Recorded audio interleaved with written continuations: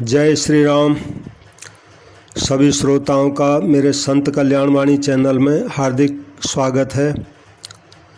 मैं आजकल श्री रामकृष्ण देव महाराज जी की सुनाई हुई बोध कथाएं आपको सुना रहा हूं। आज ये बोध कथाओं का 7वां भाग है और इसमें आज बोध कथाओं के बाद कुछ महाराज जी की सुनाई हुई नैतिक सूक्तियाँ जो हैं वो भी मैं आपको सुनाऊंगा। ये बोध कथाओं का आखिरी भाग होगा। जय श्री राम। तो आज बोध कथाओं में ठाकुर जी ने ब्रह्म ज्ञान के संबंध में अपने शिष्यों को बोध कथाएं सुनाई थी, तो उन्हीं बोध कथाओं को मैं आपको सुनाने जा रहा हूँ। तो पहली कथा है महाराज जी के द्वारा सुनाई हुई एक सती साध्वी भगवत पारायण स्त्री संसार में रहकर पति पुत्रों की सेवा तथा भगवत चिंतन किया करती थी। एक दिन उसके पति का किसी रोग से देहांत हो गया। पति का अंतिम संस्कार आदि पूरा कर उस स्त्री ने अपने हाथों की कांच की चूड़ियाँ फोड़ डाली और उसकी जगह सोने के कड़े पहन लिए। उसके इस विचित्र कार्य को देख लोगों ने उससे इसका कारण पूछा। तब वह बोली, इतने दिन मेरे पति की देह कांच की चूड़ियों की तरह ही क्षणभंगुर थी। उनकी वह अनित्य देह अब चली गई है।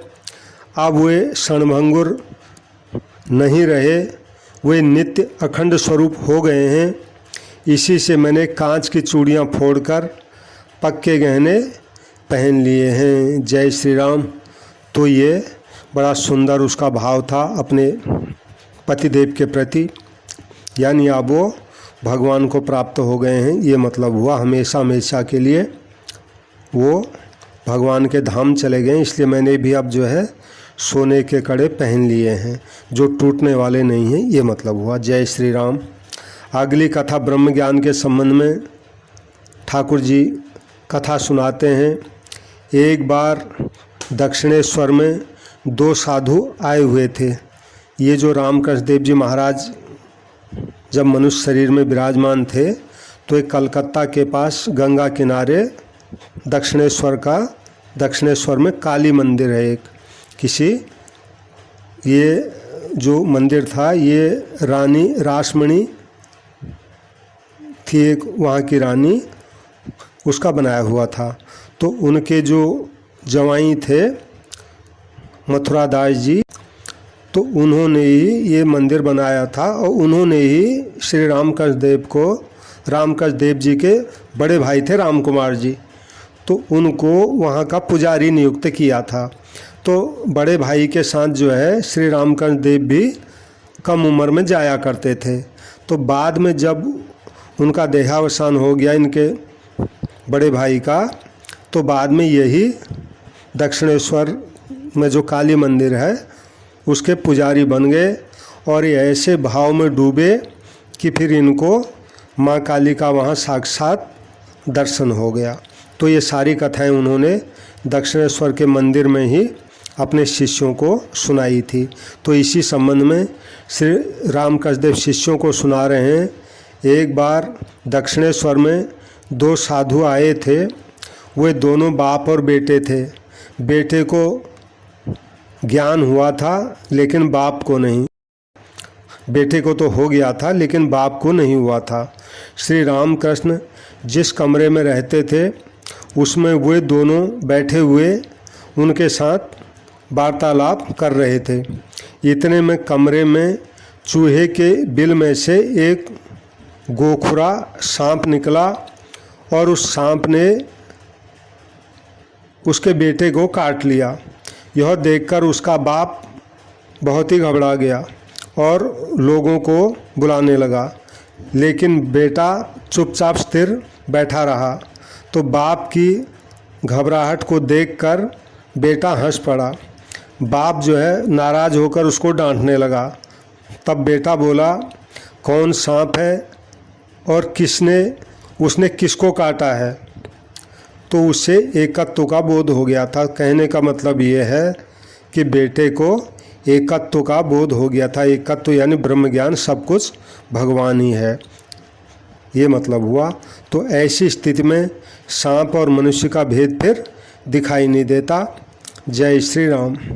तो ब्रह्म ज्ञान के संबंध में ठाकुर जी अगली कथा सुना रहे हैं। एक चांडाल कसाई खाने से मांस की टोकनियाँ ले जा रहा था, तो पवित्र गंगा जी में स्नान कर श्री शंकराचार्य जी लौट रहे थे। तो रास्ते में उनकी भेंट चांडाल से हो गई। तो संयोगवश शंकराचार्य के शरीर से चांडाल का स्पर्श हो गया। अब शंकराचार्य नाराज हो गए और उन्होंने जोर से कहा, अरे तूने मुझे छू लिया। चांडाल ने उत्तर दिया, महाराज न मैंने आपको छुआ और न आपने मुझको छुआ। कृपया मुझसे तर्क कीजिए और बताइए कि आपका आत्मा शरीर है या मन है अथवा बुद्धि है। बताइए आपका सच्चा स्वरूप क्या है। आप जानते हैं आत्मा का प्रकृति के तीनों गुण सत्व, रज और तम से कोई संबंध नहीं है। यानी वो जो चांडाल था उसने शंकराचार्य जी महाराज को ज्ञान कराया।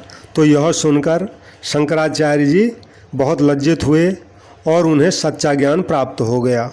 जय श्री राम। कहने का मतलब है शंकराचार्य जी तो बन गए हैं, लेकिन उनको ब्रह्म ज्ञान नहीं हुआ। और जो चांडाल था, मांस का धंधा करता था, उसको ब्रह्म ज्ञान हो गया था। जय श्री राम। इसी संबंध की अगली कथा सुनाते हैं ठाकुर जी। एक साधु अपने शिष्य को आत्मज्ञान प्राप्त कराना चाहता था। वह उसे एक सुंदर उद्यान गृह में रखकर चला। कुछ दिनों बाद लौटकर उसने शिष्य से पूछा, बेटा तुझे किसी बात का अभाव है क्या? शिष्य ने कहा हाँ।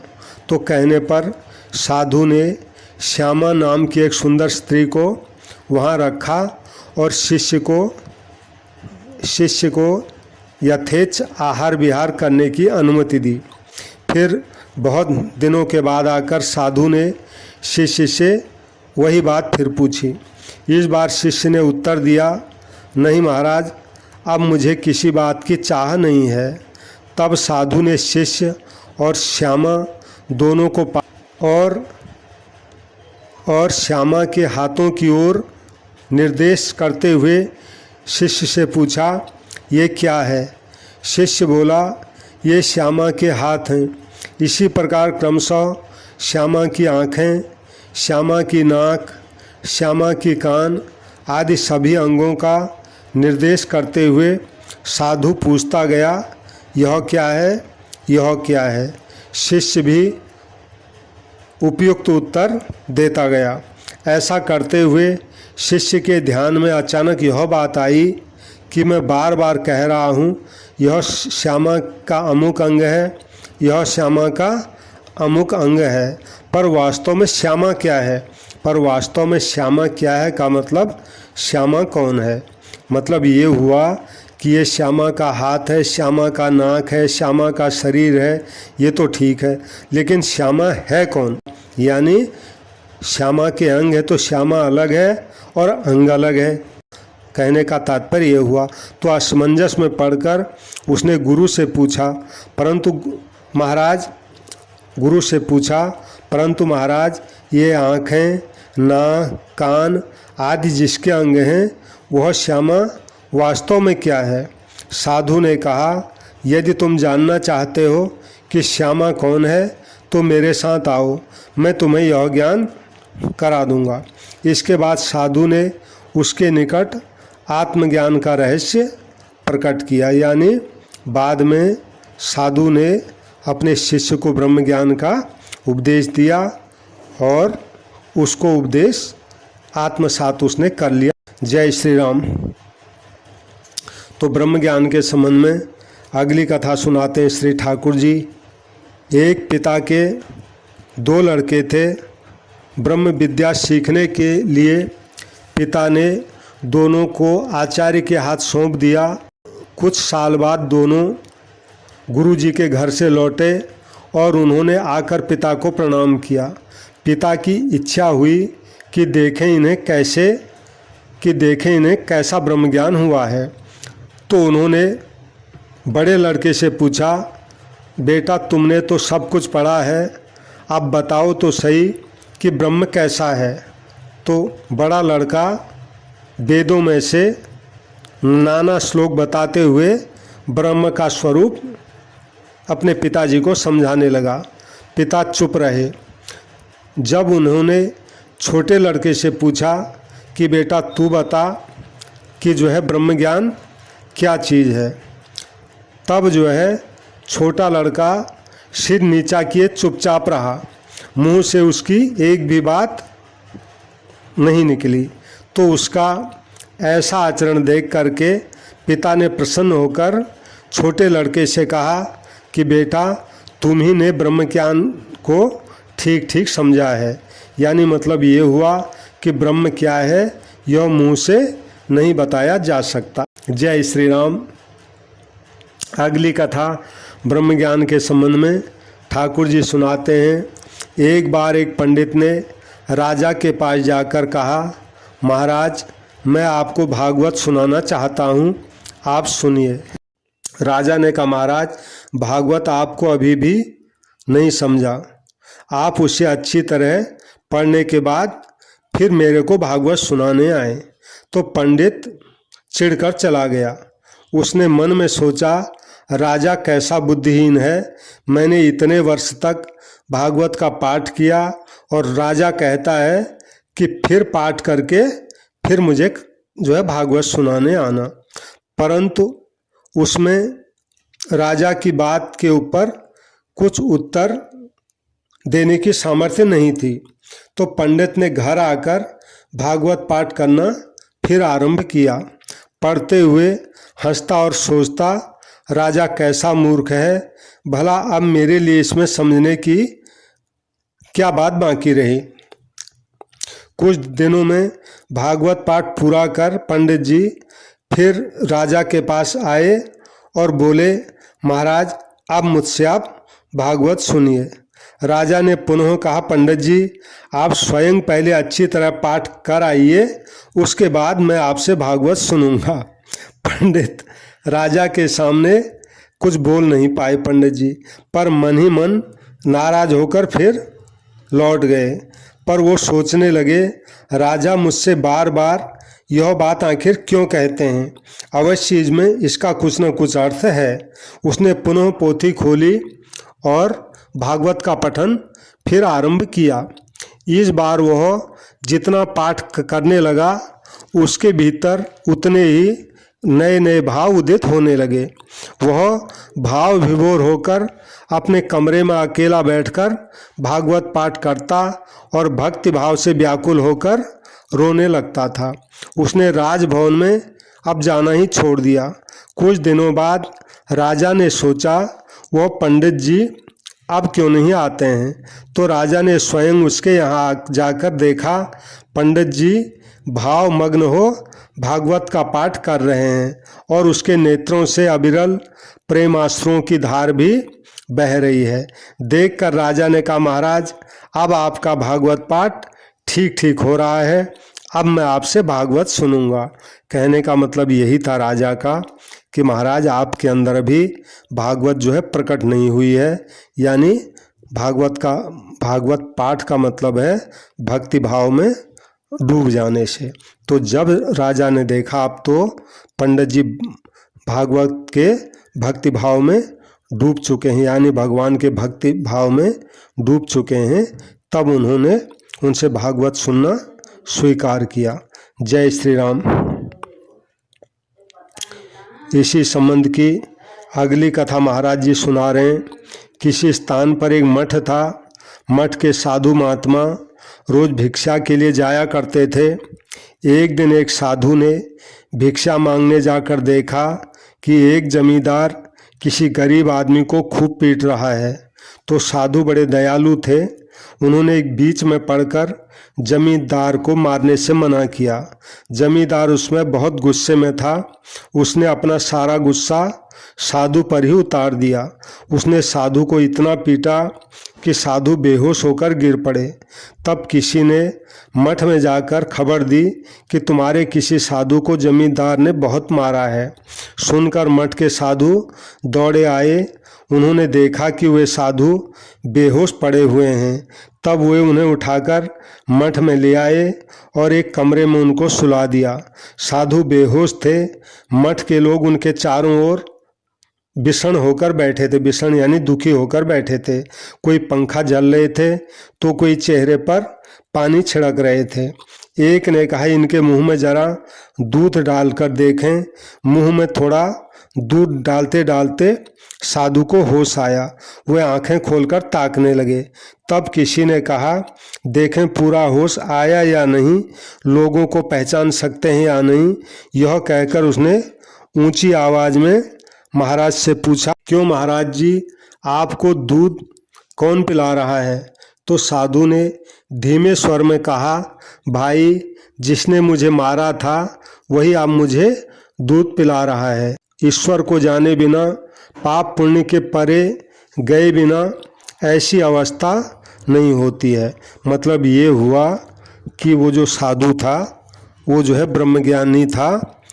उसका कहने का मतलब यही है कि भला ईश्वर के अलावा और कौन मारेगा। जय श्री राम। अगली और आखिरी कथा है। किसी गांव में पद्मलोचन नाम का एक लड़का रहता था। लोग उससे पदुआ कहकर पुकारते थे। गांव में एक जीर्ण शीर्ण मंदिर था। अंदर कोई देव मूर्ति भी नहीं थी।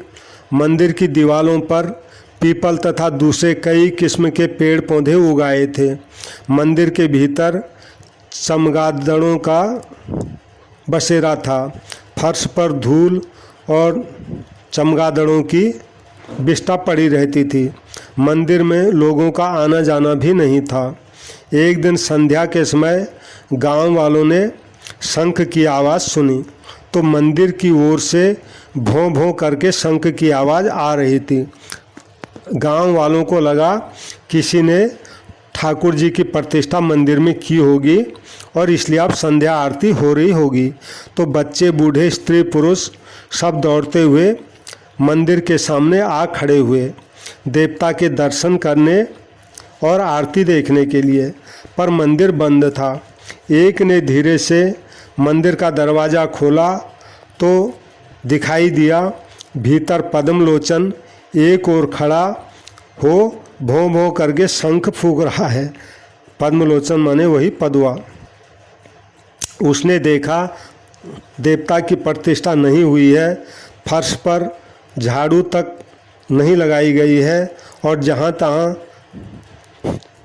चमगीदड़ों की विष्ठा पड़ी हुई है। तब उसने चिल्लाकर कहा, तेरे मंदिर में माधव तो है नहीं पदुआ, तूने नाहा की शंख फूंक कर गड़बड़ी मचा दी। उसमें 11 चमगादड़ दिन रात गश्त लगा रहे हैं।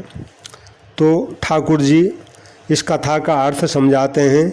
यदि तुम हृदय मंदिर में माधव की प्रतिष्ठा करना चाहो, यदि ईश्वर लाभ करना चाहो तो सिर्फ भों भों कर शंख फूंकने से क्या होगा। पहले चित्त को शुद्ध करो। मन के शुद्ध होने पर भगवान को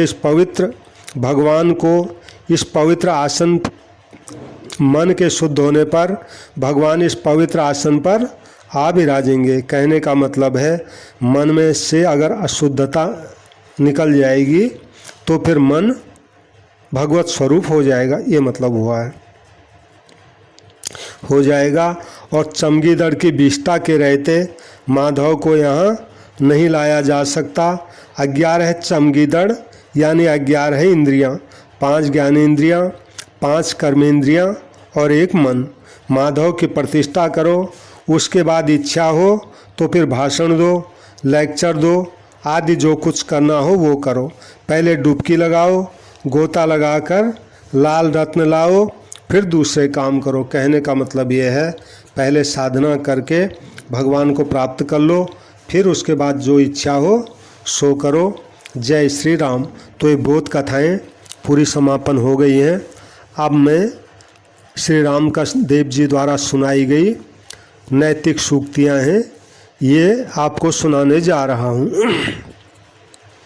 तो पहली सूक्ति ठाकुर जी बताते हैं, धोबी दूसरों के मैले कपड़ों से अपना भंडार भरता है। उन कपड़ों के स्वच्छ होते ही उसका भंडार खाली हो जाता है। तो धोबी की तरह दूसरों के दोष, दुर्गुण और कुविचारों के द्वारा अपना भंडार मत भरो। जय श्री राम। दूसरी सूक्ति है, तुम दूसरों से जिस काम की अपेक्षा रखते हो वह तुम स्वयं करो। यानी तुम, मतलब ये हुआ, दूसरे लोग ऐसे होते तो अच्छा होता, वैसा होते तो अच्छा होता, ऐसा हर आदमी दूसरे के लिए कहता है और दूसरे की गलतियों को पकड़ता है। तो ठाकुर जी का मतलब ये है, तुम जो समझते हो दूसरा ऐसा होता तो ऐसा अच्छा होता, वैसा तुम खुद बनो, ये मतलब हुआ। अगली है, मांगने से आदमी छोटा हो जाता है।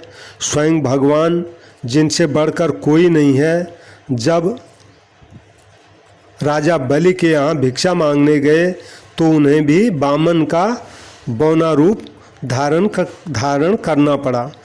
किसी के पास कुछ मांगना हो तो वो अच्छा बनना पड़ता है। मतलब ये हुआ कि मांगते ही आदमी छोटा हो जाता है।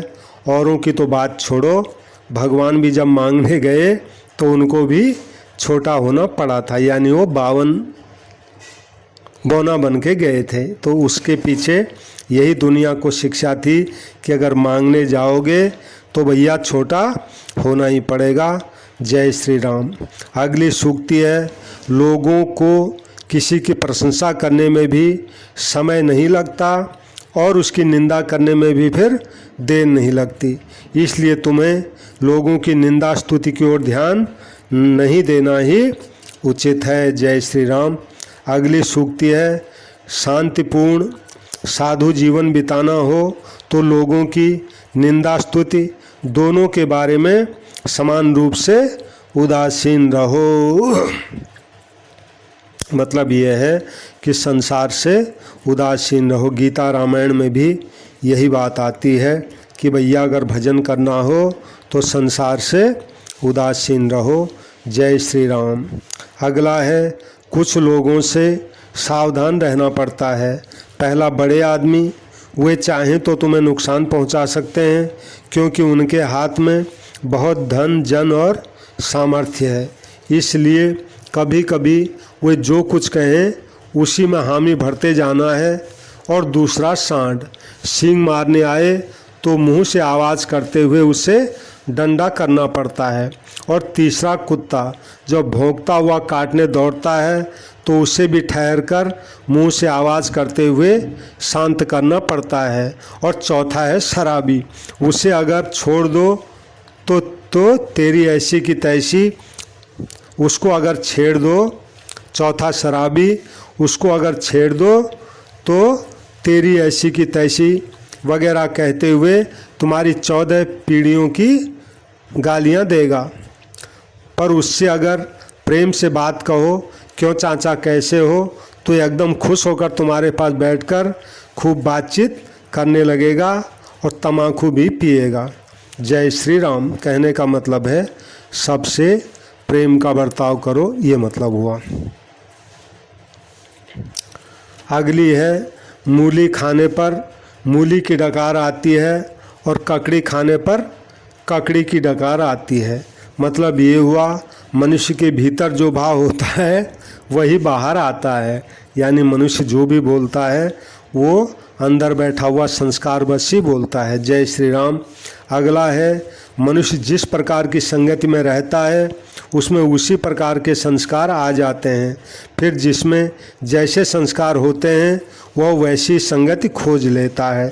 यानी पहले संस्कार आते हैं और फिर वो उसी संस्कार में जो है बह जाता है, ये मतलब हुआ। जय श्री राम। अगली सूक्ति है, किसी किसी का स्वभाव सांप के जैसा होता है, वह तुम्हारे अनजाने में तुम्हें ऐसा काट खाता है कि उसकी ज्वाला को संभालने के लिए बहुत बहुत विचार विवेक करना पड़ता है, नहीं तो संभव है कि तुम क्रोधित हो बदला लेने जाकर उसका नुकसान कर बैठो। जय श्री राम। अगली सूक्ति है, क्रोध तमोगुण का लक्षण है, क्रोध होने पर विवेक बुद्धि नष्ट हो जाती है। हनुमान ने क्रुद्ध होकर लंका जला दी, यह ज्ञान नहीं रहा कि इससे सीता जी की कुटिया भी जल जाएगी। कहने का मतलब है क्रोध मत करो, ये मतलब हुआ। अगली सूक्ति है, गुरु मिले लाख लाख चेला मिले न एक। उपदेश देने वाले तो बहुत मिलते हैं, किंतु उपदेशों का पालन करने वाले बहुत कम मिलते हैं। बहुत सुंदर बात दी। जय श्री राम। अगली सूक्ति है, धर्म में विकृति क्यों आ जाती है? तो ठाकुर जी बताते हैं, आकाश से बरसने वाला जल निर्मल और स्वच्छ होता है, परंतु जब वह छत और नालियों से होता हुआ जमीन तक पहुंचता है तो उनकी गंदगी के कारण गंदला हो जाता है। इसी प्रकार धर्म भी धर्म प्रचारकों के दोषों के कारण दूषित हो जाता है। जय श्री राम। अगली सूक्ति है, पाप और पारा दोनों को पचाना कठिन है। कहने का मतलब है, पाप जैसे पारा भी पचता नहीं है, ऐसे पाप भी पचता नहीं है, यानी उसका फल अवश्य मिलेगा, ये मतलब हुआ। अगली सूक्ति है, किसी साधु या देवता के दर्शन के लिए जाते समय खाली हाथ नहीं जाना चाहिए। हाथ में कुछ न कुछ भेंट, वह चाहे जितनी भी सामान्य क्यों न हो, अवश्य लेके जाना चाहिए। मतलब ये हुआ कि अगर हम साधु के पास जाएं या मंदिर में जाएं तो कुछ न कुछ भेंट अवश्य ले जाएं, चाहे तुलसी दल हो, चाहे जल हो, चाहे फूल हो, चाहे पत्ता ही क्यों न हो, ये मतलब हुआ। जय श्री राम। अगली सूक्ति है, घर के लोग यदि जागते हों तो उस घर में चोर कभी नहीं घुस सकता। वैसे ही यदि तुम सदा जागृत रहो तो तुम में किसी प्रकार के बुरे विचार आकर तुम्हारे सद्भावों का हरण नहीं कर सकते। कहने का मतलब है सावधानी। सावधानी, जो आदमी सावधान रहेगा, सतर्क रहेगा, तो स्वाभाविक है वो गलत और कदम नहीं बढ़ाएगा। जय श्री राम।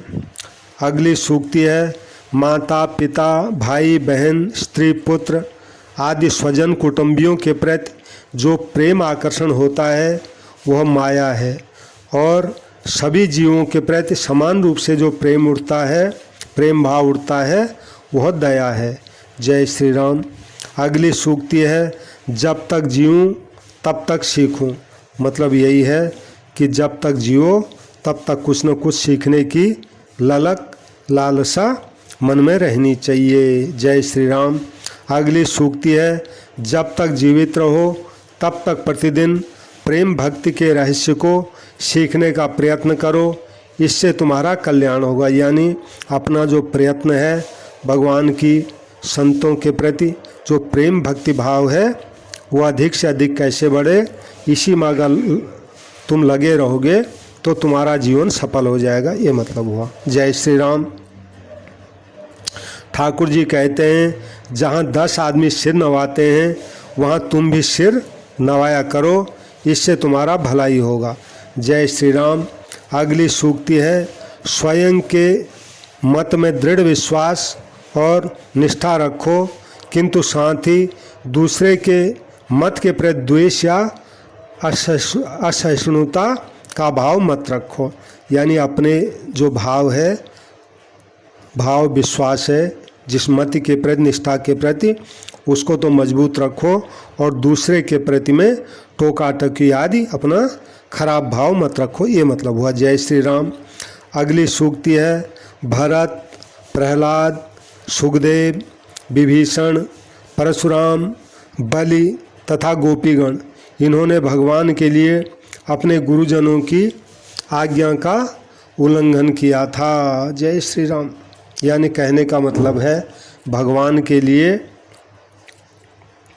किसी को भी त्यागा जा सकता है। विनय पत्रिका के अंदर एक पूरा पद आया है इसके संबंध में। जाके प्रियन राम वैदेही तजिए ताहि कोटि बैरी सम यद्यपि परम स्नेही। तुलसीदास जी कहते हैं जिनको भगवान प्रिय नहीं हैं उनको आप अपना करोड़ों करोड़ों बैरियों के समान उनको समझकर उनका त्याग कर दो, चाहे वो आपका दुनिया में कितना ही नज़दीकी क्यों नहीं हो और कितना ही प्रिय क्यों नहीं हो, उसका त्याग कर दो, ये मतलब हुआ। अगली सूक्ति है वासनाओं का त्याग कर अनासक्त भाव से कर्म करो, यही तुम्हारे लिए सबसे अच्छा मार्ग है। जय श्री राम। यानी गीता जी का कर्म योग अनासक्त भाव से कर्म करना, ये मतलब है। जय श्री राम। अब आगे है आध्यात्मिक सूक्तियाँ। कई बार पागल, शराबी और बच्चों के मुंह से देववाणी प्रकट होती है। अगली सूक्ति है जिस घर में सदा हरिगुण संकीर्तन होता है उसमें कली प्रवेश नहीं कर पाता। बड़ी सुंदर बात है। जहाँ भगवान का नाम गुणगान होगा, कीर्तन होगा, वहाँ कलयुग भला कैसे प्रयोग कर सकता है, क्योंकि भगवान के नाम से तो कलयुग डरता है। अगली सूक्ति है जो गंगा जी के किनारे निवास करते हैं वे धन्य हैं। अगली सूक्ति है गंगा जल का लेखा जल में नहीं होता, श्री वृंदावन की रज की गणना धूलि में नहीं होती और श्री जगन्नाथ जी के महाप्रसाद को अन्न में नहीं गिना जाता। ये तीनों ब्रह्म स्वरूप हैं। कितना सुंदर भाव है। गंगा जल जल नहीं है, वृंदावन की जो रज है वो धूलि नहीं है, और जगन्नाथ जी का जो महाप्रसाद है वो अन्न नहीं है, वो तो ब्रह्म स्वरूप है। जय श्री राम। अगली सूक्ति है ईश्वर यदि चाहें तो सुई के छेद के भीतर से हाथी को पार करा सकते हैं, वे सब कुछ करने में समर्थ है। यानी भगवान कर्तुम अकर्तुम सर्वथा कर्तुम सर्वसमर्थ ईश्वर, ये हमारे शास्त्रों में आता है। यानी भगवान जो चाहें सो कर सकते हैं, उनके लिए असंभव कुछ भी नहीं है। जय श्री राम। अगली सूक्ति है जिसने ईश्वर की शरण ली है उसका कदम कभी नहीं चूकता। यानी भगवान के शरण हो जाना फिर तो भगवान ही संभालते हैं, ये मतलब हुआ है। अगली सूक्ति है हरि यानी वह जो हमारे हृदय को हर लेता है। हरति हरि बल यानी हर ही हमारा बल है। अगली सूक्ति है जब तक मनुष्य का चैतन्य जाग न जाए तब तक वह ईश्वर को नहीं जान सकता। अगली सूक्ति है भगवान की शरण लो और सारी लज्जा और भय छोड़ दो। यदि भगवान का नाम लेते हुए नाचूं तो लोग क्या कहेंगे, इस प्रकार के विचारों को दूर भगा दो। यानी भगवान के भजन में जो आनंद मिलता हो उसमें शर्माओ मत, ये मतलब है। यानी भगवान के भजन में आनंद से नाचना भी पड़े तो लोगों के शर्म के मारे उस शर्म को दूर फेंक दो, ये मतलब हुआ। अगली सूक्ति है श्री रामकृष्ण ने किसी व्यक्ति से कहा था पहले संसार करने के बाद तुम भगवान को प्राप्त करने आए हो। ऐसा न करके अगर तुम पहले भगवान का लाभ कर लेते बाद में संसार करते तो तुम्हें कितना आनंद मिलता। यानी हम संसारी लोगों का ये है पहले संसार में रहो फिर भगवान का भजन करेंगे, लेकिन फिर यहाँ से निकल नहीं पाते। तो यही रामकृष्ण देव कह रहे हैं पहले भगवान में लग जाते और फिर संसार में जाते तो बात कुछ और होती, यानी जीवन सफल हो जाता। अगली सूक्ति है यदि तुम में विश्वास हो तुम जो चाहो वही पाओगे। जय श्री राम। अगली सूक्ति है पहले राम फिर राम का ऐश्वर्य जगत, इसलिए वाल्मीकि को मरा मंत्र जप करने के लिए कहा गया। मो अर्थात ईश्वर और रा अर्थात जगत, उसका ऐश्वर्य। जय श्री राम। अगली सूक्ति है अत्यधिक ईश्वर तन्मयता से हानि होती है, ऐसा कहना निरर्थक है। मणि की ज्योति प्रकाश देती है जलाती नहीं, वह शीतल है। यानी जो ऐसी फालतू बातें कही गई हैं कि ईश्वर तन्मयता से हानि होती है, तो इसका श्री रामकृष्ण देव खंडन करते हैं, बोले ऐसी बात है नहीं। अगली सूक्ति है, लीला का अवलंबन कर नित्य वस्तु का लाभ करने का प्रयत्न करना चाहिए। जय श्री राम। अगली सूक्ति है, सत को चाहते हो तो चित्त का आश्रय लो। जय श्री राम। अगली सूक्ति है, अनित्य के सारे नित्य को, असत के सारे सत्य स्वरूप को और लीला के सारे ब्रह्म को प्राप्त करना होगा। यानी जो अनित्य है, जो असत है, जो लीला है, इसी के सहारे ही भगवान को प्राप्त करना होगा, क्योंकि ये चीज़ें हमारे सामने होती हैं। जय श्री राम। आखिरी सूक्ति है, चिन्मय नाम, चिन्मय धाम, चिन्मय श्याम। प्रभु का नाम चैतन्यमय है, उनका धाम भी चैतन्यमय है और वो स्वयं चैतन्य स्वरूप हैं। जय श्री राम, जय श्री राम, जय श्री राम। ठाकुर श्री रामकृष्ण देव जी महाराज जी की जय जयकार हो, उनके सभी भक्तों की जय जयकार हो। सभी श्रोताओं से मेरी पुनः प्रार्थना है, जो भी इस कथा को सुन रहे हैं, कृपया मेरे संत कल्याण वाणी चैनल को सब्सक्राइब करें और महाराज जी की कल्याणकारी वाणी है, इसको लाइक करें और इस कल्याणकारी वाणी को अधिक से अधिक फैले, इसलिए इसको शेयर अवश्य करें। और जहाँ भी संतों की कल्याणकारी वाणी मुझे मिलेगी, मैं अपने इस चैनल पर उसको अवश्य रखूँगा। सबको प्रणाम, सबको राम राम। जय श्री राम, जय श्री राम।